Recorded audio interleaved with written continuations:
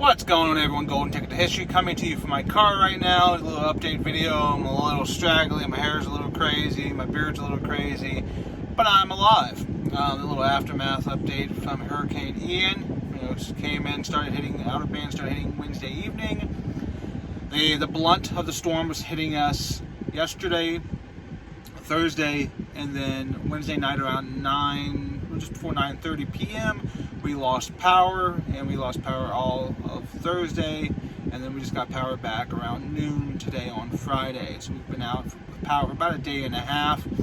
Definitely a lot better than when Hurricane Irma hit back in 2017. We lost power up until the 5th day after the storm hit. So that was definitely unpleasant. So thankful, that the fact that the damage wasn't worse than it could be. We just had a lot of debris on the ground, some flooding in the yard, some flooding in the streets. Nothing too massive, no huge structural damage. Back when Irma hit, we had 2 massive trees that fell in our yard, took out a shed and destroyed some of the neighbor's property, so that was definitely very unpleasant back in 2017. Thankfully, that didn't happen this time around. My heart goes out to those in South Florida. Being a native Floridian, I know the impacts that hurricanes can have and how devastating they can be. And, just the fact of, what's going on with them, definitely if you have the ability to help in any way you possibly can. If you're here in Florida and you're in good spirits and good health and good physical condition, and your property's not too damaged, and you're in close proximity to these disaster zones, then definitely if you can lend a hand by volunteering your time, definitely I encourage that. I wish I lived closer to those areas. I'm about 4 hours or so out of those most devastatedly hit areas, so for me to get down there is not logistically as feasible as I would like for it to be, but if I was closer, I would definitely be doing all that I can. With that being said, I'm not physically there, but I'm doing everything I can from where I'm at. So, if you have the ability to financially help, there's various different organizations, there's different programs in place to help financially, to help these individuals. Some people have lost everything. Their entire houses have been completely flooded, their furniture has been literally ripped out of their homes via the mass flash flooding that's happening in South Florida. So for a lot of people, they've lost everything. I saw a report the other day that Florida Power and Light, which is one of the main power providers here in Florida, is going to have to completely rebuild their entire infrastructural grid for the South Florida region. It's completely devastated. 100% has to be completely redone. And that's something that could take easily weeks, if not months, to be complete, which is just devastating to think. So there's a lot of questions about what's going to happen in the meantime. Are they going to have to bring in mass transportable generators to provide power? Is there a way to create temporary power for these different sections, or will these individuals in South Florida have to go without power for potentially weeks, if not months?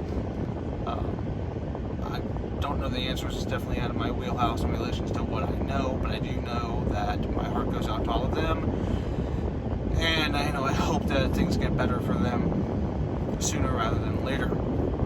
With that being said, has a few other updates going on here in the near future. There's a lot going on here with Orlando in relation to attractions. Many of the main theme parks are supposed to be opening back up today. I know Universal sent out an update saying that they're going to be opening up their select parts of their theme parks to resort guests first as an early opening phase, and then eventually start opening that up to more and more patrons. Hopefully by Sunday, hopefully the general public will be able to get back into the theme parks.